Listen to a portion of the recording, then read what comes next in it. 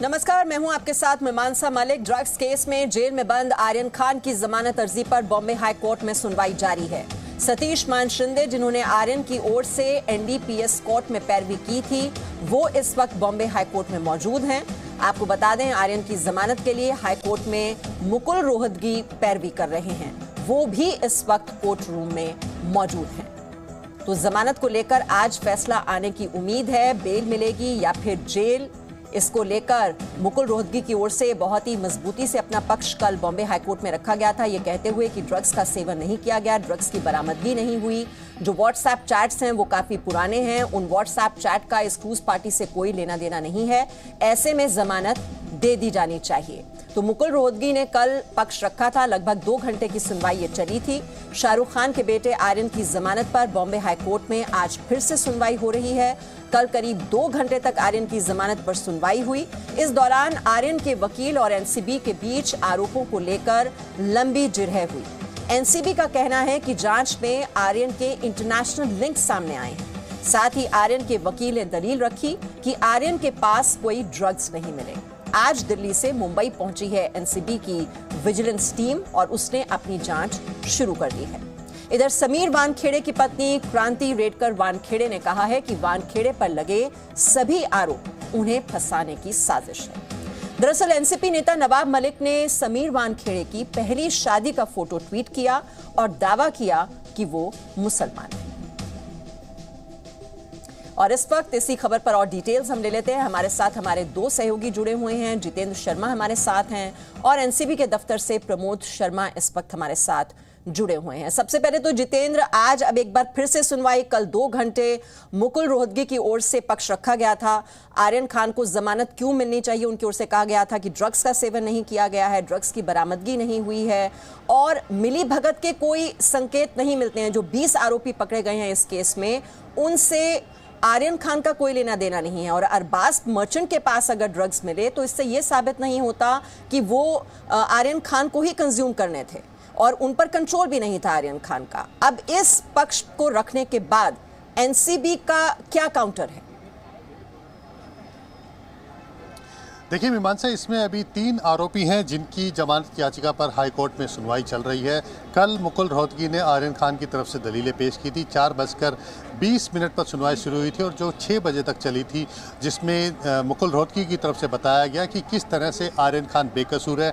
उसने ना ही drugs consume की है, ना ही उसके पास से कोई रिकवरी हुई है और ना ही मेडिकल टेस्ट लिया गया है जिससे प्रूव हो सके कि उसने पहले से कोई ड्रग्स ले रखी है। अरबाज मर्चेंट से सिर्फ दोस्ती होने भर से ये नहीं हो सकता कि उसने भी ड्रग्स ली है या उसके पास से ड्रग्स मिली है।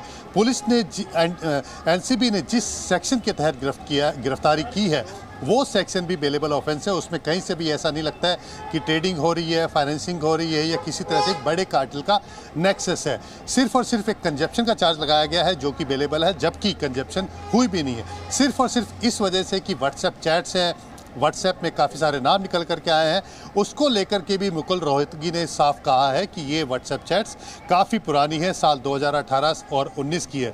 खुद जो आर्यन खान है वो भारत में नहीं थे, इससे पहले वॉशिंगटन में थे, कैलिफोर्निया में थे, माफ़ कीजिएगा, कैलिफोर्निया में थे और कुछ समय पहले ही भारत में आए थे। क्रूज़ पे गए थे, चीफ गेस्ट बन करके गए थे। कौन क्या कर रहा है इसके बारे में किसी तरह की कोई जानकारी नहीं है, क्योंकि वहाँ पर जितने भी लोग थे सब इंडिविजुअल थे, किसी का आपस में कनेक्शन नहीं है। सिर्फ अगर अरबाज मर्चेंट से आर्यन खान की दोस्ती है या वो जानता है तो इस लिहाज पर गिरफ्तारी नहीं की जा सकती। ये दलीलें दी गई थी मुकुल रोहतगी की तरफ से। उसके बाद जो अमित देसाई हैं, जो कि अरबाज मर्चेंट के वकील हैं, उन्होंने जब अपनी दलीलें पेश करनी शुरू की थी तब तक अदालत का समय पूरा हो चुका था और अब से कुछ देर पहले, या यूँ कहूँ कि मैं करीब अब से 10 मिनट पहले अदालत के अंदर फिर से कार्रवाई शुरू हुई है इस जमानत याचिका को लेकर के।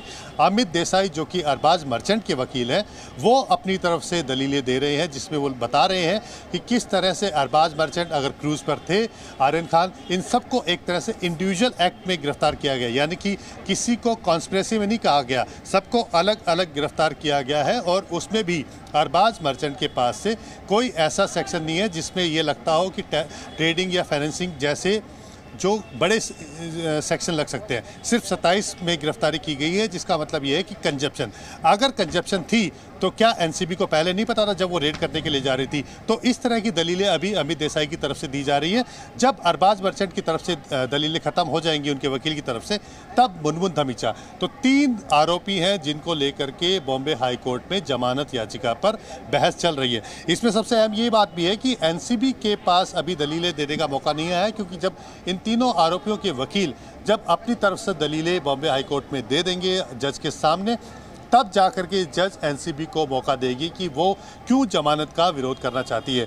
अगर इस पूरे सिनेरियो में हम कहें मीमांसा, तो जो आर्ग्यूमेंट सेशन कोर्ट में दिए गए थे, लोअर कोर्ट में दिए गए थे, सेशन कोर्ट में दिए गए थे एनसीबी की तरफ से, अमूमन वही रहे जाने हैं कि बड़ा कार्टेल है। जो अपना रिप्लाई भी फाइल किया है इससे पहले एनसीबी ने कि एक बड़ा कार्टेल है, काफ़ी सारे लोग इसमें लिंक हैं, उन सब का इंडिविजुअल चेक किया जाना ज़रूरी है। अनन्या पांडे से पूछताछ चल रही है, उसके गैजेट्स को सीज कर लिया गया है, उससे डाटा रिट्रीव होना है ताकि चैट्स के बारे में पता लग सके, और कौन कौन लोग हैं, किन किन लोगों से ये खरीद रहे थे, किन किन लोगों के संपर्क में थे, उस कार्टेल का पता किया जाना जरूरी है। इसके अलावा जो नया डेवलपमेंट है, उसमें नया डेवलपमेंट ये है कि जो पिछले 2 दिनों के अंदर जो चीज़ें हुई हैं, जिसमें समीर वानखेड़े के ऊपर आरोप लगे हैं, जो कि एक प्राइम विटनेस था, विटनेस नंबर 1 था प्रभाकर, जिसने एलिगेशन लगाया एफिडेविट दे करके कि जो किरण गोसावी है, जिसका वो बॉडीगार्ड था, वो किस तरह से समीर वानखेड़े को क्रूज पर लेकर के गया था, किस तरह से इस पूरे मामले को लेकर के 25 करोड़ की वसूली की जानी थी, जिसमें से 8 करोड़ रुपए समीर वानखेड़े को दिए जाने थे, और खुद गवाह बनाने के लिए एनसीबी दफ्तर से जितेंद्र, इस वक्त प्रमोद शर्मा भी हमारे साथ हैं। और प्रमोद, वहां पर अब समीर वानखेड़े के खिलाफ भी जांच शुरू हो गई है, जो भ्रष्टाचार के आरोप लगाए गए और जो एनसीबी का गवाह का जो हलफनामा रहा है। अब इस सब के बीच ये जो जांच चल रही है उस पर कितना असर पड़ेगा, और ये जांच वहां पर शुरू कर दी गई है जो 5 सदस्यीय कमेटी का गठन किया गया था? देखिए मीमांसा, बिल्कुल इस वक्त मैं बता दूंगी जो नया अभी ताज़ा डेवलपमेंट है कि मुंबई के 3 अलग अलग जगहों पे 3 जो एक्टिविटीज़ वो हो रही हैं। अगर मुंबई हाई कोर्ट की बात करें तो वहाँ पे ज़मानत को लेके सुनवाई चल रही है।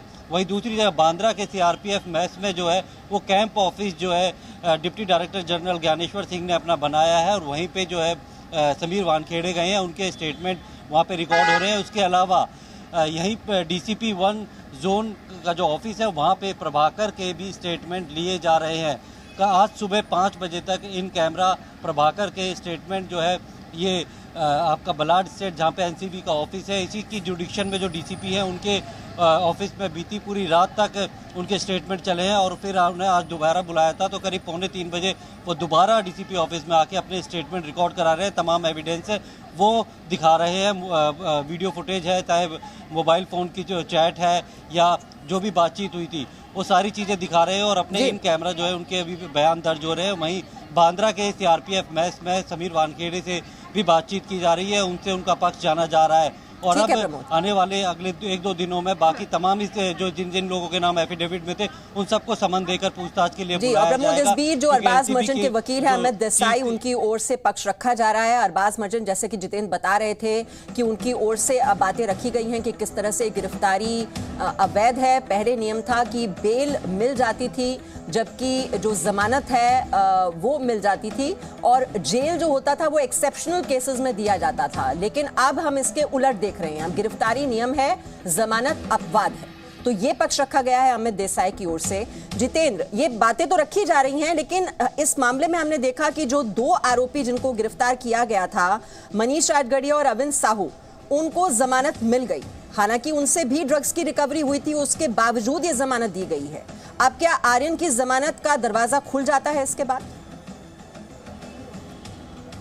देखिए, बॉम्बे हाई कोर्ट में जब आते हैं तो उसमें जो नीचे की जो दलीलें दी गई होती है निचली अदालत के अंदर, उन दलीलों में के बाद अदालत जो फैसला सुनाती है और किन किन पॉइंट्स को इग्नोर किया जाता है, उस पॉइंट्स को भी दलीलों में रखा जाता है, ताकि ये बताया जा सके कि जब निचली अदालत में जमानत याचिका के लिए याचिका दायर की गई थी तो जो जज हैं उन्होंने किन किन बातों को नज़रअंदाज किया, क्या क्या ग्राउंड्स हैं जिसके बिहाफ पर, जिसके बेस पर जमानत दी जानी चाहिए। अगर इस पूरे मामले को देखें मीमांसा, तो कहीं से भी जिस सेक्शन में एनडीपीएस के एक्ट 27 में जो गिरफ्तारी की गई है वो कहीं से भी नहीं कहता है कि आपको इतने लंबे समय तक जेल में रहना है। बेलेबल ऑफेंस है, निचली अदालत से आसानी से बेल मिल सकती है। लेकिन जिस तरह से एनसीबी इतने जोरदार तरीके से पैरवी कर रही थी और लगातार बता रही थी कि एक बड़ा कार्टेल है, उस बड़े कार्टेल के नेक्सस को तोड़ना बेहद ज़रूरी है, कौन कौन लिंक्ड हैं इसमें, इन सब बातों को पता करना ज़रूरी है। व्हाट्सएप चैट्स का हवाला दिया जा रहा था, उसी की वजह से निचली अदालत से जमानत नहीं मिली। लेकिन बॉम्बे हाई कोर्ट में जब आते हैं तो हम अक्सर ये देखते हैं कि जो फैसला है वो पक्ष में ही जाता है आरोपी के, क्योंकि वैसे भी अगर फैक्चुअली हम बात करें इस केस को लेकर के तो अब तक जमानत मिल जानी चाहिए थी, लेकिन कोई ना कोई ऐसी वजह रही होगी जिसकी वजह से निचली अदालत ने फैसला नहीं दिया। तो अब उम्मीद की जा रही है कि यहाँ से फैसला आर्यन खान के पक्ष में आ सकता है। इसकी एक वजह ये भी है मीमांसा, क्योंकि अगर हम रिया चक्रवर्ती की बात करें, पिछले साल सितंबर में 8 सितंबर को एनसीबी ने 27A यानी कि जिसमें कम से कम 10 साल तक की सज़ा हो सकती है, जिसमें ट्रैफिकिंग, फाइनेंसिंग जैसे आरोप हैं, गंभीर आरोप हैं एनडीपीएस एक्ट के, 27A उस आरोप में गिरफ्तार किया था। एक महीने बाद बॉम्बे हाई कोर्ट से यानी कि 7 अक्टूबर को बॉम्बे हाई कोर्ट से जमानत मिली थी। ठीक इसी तरह से बात करूं, नवाब मलिक के दामाद समीर खान को भी एनडीपीएस ने गांजा रखने के आरोप में गिरफ्तार किया था। निचली अदालत से जमानत नहीं मिली, लेकिन अगस्त में गिरफ्तारी के बाद मार्च में बॉम्बे हाई कोर्ट से उसको भी जमानत मिली। वो आरोपी के खिलाफ इसलिए जाता है कि इस पूरे मामले के अंदर आरोपी को अपना पक्ष रखना होता है कि वो निर्दोष है, वो बेगुनाह है, उसने ऐसी कोई कार्रवाई या ऐसी कोई ड्रग्स की कंजप्शन की या ड्रग्स ट्रैफिकिंग का कोई काम नहीं किया है ये, या अगर उस जगह पर मौजूद था तो किस वजह से मौजूद था। इसीलिए जो काफ़ी सारी खामियां हैं, उसका जो नुकसान है वो इस तरह के आरोपियों को उठाना पड़ता है, जिसको हम कह सकते हैं कि जो ड्रग्स अगर ले भी रहा है तो उसको रिहैबिलिटेशन सेंटर में भेजा जाना बेहद ज़रूरी है। लेकिन कभी कभी किसी मामलों में हम देखते हैं कि उसको इस तरह से गंभीर तरीके से गंभीर अपराधियों की तरह से जितेंद्र, और जो मुकुल रोहतगी की ओर से अपना पक्ष रखा गया था, कल दलील दी गई थी कि जो 20 अपराधी पकड़े गए हैं, जो आरोपी पकड़े गए हैं इस केस में, उनसे भी आर्यन खान का कोई लिंक नहीं है। अरबाज मर्चेंट को अगर छोड़ दिया जाए, और एक और का उन्होंने नाम दिया था। और अगर एनसीबी के पक्ष से इसको समझने की कोशिश की जाए तो जो इंटरनेशनल ड्रग कंस्पिरेसी की जो बात की जा रही है कि इंटरनेशनल लिंक्स हैं, तो क्या एनसीबी के पास ऐसे कोई सबूत हैं कि इंटरनेशनल फाइनेंशियल ट्रांजैक्शंस हुई हैं या किसी तरह की सेल हुई है? ये प्रूव करने के लिए क्या एनसीबी के पास कुछ डॉक्यूमेंट्स हैं जो कि बॉम्बे हाई कोर्ट में रखे गए? देखिए मीमांसा, सबसे पहले इस बात को समझना ज़रूरी है कि ये जो जांच है काफ़ी शुरुआती दौर में है, यानी कि इसको अभी हम कहें 2 और 3 अक्टूबर की रात को छापा पड़ा था और उसके बाद गिरफ्तारी की गई थी। आज जो तारीख है वो 27 तारीख हो चुकी है, तो शुरुआती स्टेज पर ही है। एनसीबी यही कोशिश कर रही है कि इस पूरे कार्टेल को पकड़ा जा सके, जो बड़े लोग हैं जिनके जरिए ड्रग्स खरीदी जा रही थी, क्योंकि ये बात तय है कि अगर ड्रग्स कंजप्शन हो रही थी इसका मतलब साफ है कि वो किसी ड्रग पैडलर से खरीदी जा रही थी। ड्रग पैडलर उसको किसी बड़े ड्रग पैडलर से लेकर के आ रहा था, और जो बड़ा ड्रग पैडलर है वो किसी ना किसी जो ड्रग्स कार्टेल को चलाने वाला आदमी है, जो एक बड़ा किंग पिन है, जो कि हो सकता है कि भारत के अंदर ही बैठा हो सकता है वो भारत के बाहर ही बैठा हो। तो वो जो कार्टेल है उस तक पहुँचने के लिए चेन दर चेन जो है कड़ियों को जोड़ते हुए किसी भी एजेंसी को पहुंचना होता है। लेकिन इस पूरे मामले के अंदर अगर देखा जाए तो एनसीबी लगातार यही कह रही है कि आर्यन खान ने ड्रग्स उसके और बाकी साथियों के पास से ड्रग्स मिली है। हालांकि मुकुल रोहतगी ने दलील दी है कि ना ही आर्यन खान ने ड्रग्स कंजप्शन की है, ना ही उसके पास से बरामद हुई है, ना ही उसके ब्लड सैंपल से ऐसा कोई प्रूफ हुआ है, क्योंकि ब्लड सैंपल लिया ही नहीं गया। तो इसी तरह से अगर हम बात करें तो अगर ये बात कही जाती है, और एनसीबी लगातार निचली अदालत में यही दावा करती रही है कि इस पूरे नेक्सस को पता किया जाना जरूरी है, जिसमें इनकी व्हाट्सएप चैट है या आपके आई मैसेजेस के जरिए लोगों से बातचीत की जा रही है, जिसके जरिए ड्रग प्रोक्योर करने की बात की जा रही है। इसी वजह से अनन्या पांडे को भी एनसीबी ने समन किया था। आने वाले दिनों में कुछ और लोगों को भी समन दिया जाने की बात की जा रही थी, लेकिन जिस तरह से ये सिनारियो एकदम से चेंज हो गया, जिस तरह से आरोप ही समीर वानखेड़े के ऊपर लगने लगे हैं, जिस तरह से जांच की दिशा ही एक तरह से सवालों के घेरे में आ गई है, तो उसकी वजह से जो जांच है अभी रुकी हुई है। वरना अगर एनसीबी की बात करें तो उन्होंने कहा था कि अभी काफ़ी सारे ऐसे स्टार किड्स हैं, यानी कि बॉलीवुड एक्टर्स के बच्चे हैं, जिनको पूछताछ के लिए बुलाया जाना था, क्योंकि ये बॉलीवुड स्टार्स के जो बच्चे हैं आपस में कहीं ना कहीं कनेक्टेड थे। अब अगर मैं इस पूरे केस की बात करूं, जो 20 लोग गिरफ्तार किए गए हैं उसकी बात करूं, तो अरबाज मर्चेंट के वकील यही दलील दे रहे हैं कि ये जो सारे 20 लोग हैं आपस में किसी तरह से कनेक्टेड नहीं है। सिर्फ आर्यन खान और अरबाज मर्चेंट है वो एक दूसरे को जानते हैं, लेकिन अगर एनसीबी ने भी कार्रवाई की है तो वो भी इंडिविजुअल एक्ट में कार्रवाई की है, ना कि एक ग्रुप एक्टिविटी के तौर पर कार्रवाई की है कि ये एक ग्रुप था जो आपस में ड्रग्स ले रहा था। सबके खिलाफ इंडिविजुअल कार्रवाई की गई है। केस एक है जिसमें 20 गिरफ्तारी की गई है कि एक स्पॉट पर ये सब लोग थे, वहाँ पर ड्रग्स ले रहे थे या इनके पास से ड्रग्स मिली है। लेकिन ये सभी लोग आपस में एक दूसरे को इस तरह से नहीं जानते थे कि एक प्लान करके ये ड्रग्स लेने के लिए आए हों। तो ये कुछ दलीलें हैं जो कि इनके आरोपियों के फेवर में जा सकती है। एनसीबी की कार्रवाई जो अब तक हुई है उसमें जो लूप होल्स हैं उसको निकालने की कोशिश की जा रही है, बताने की कोशिश की जा रही है कि जो जिन सेक्शन में इन आरोपियों को बंद किया गया है वो कंजप्शन का है, यानी कि ड्रग्स लेने का आरोप है, ना कि ड्रग्स को फाइनेंशियल या ट्रेडिंग करने का आरोप है।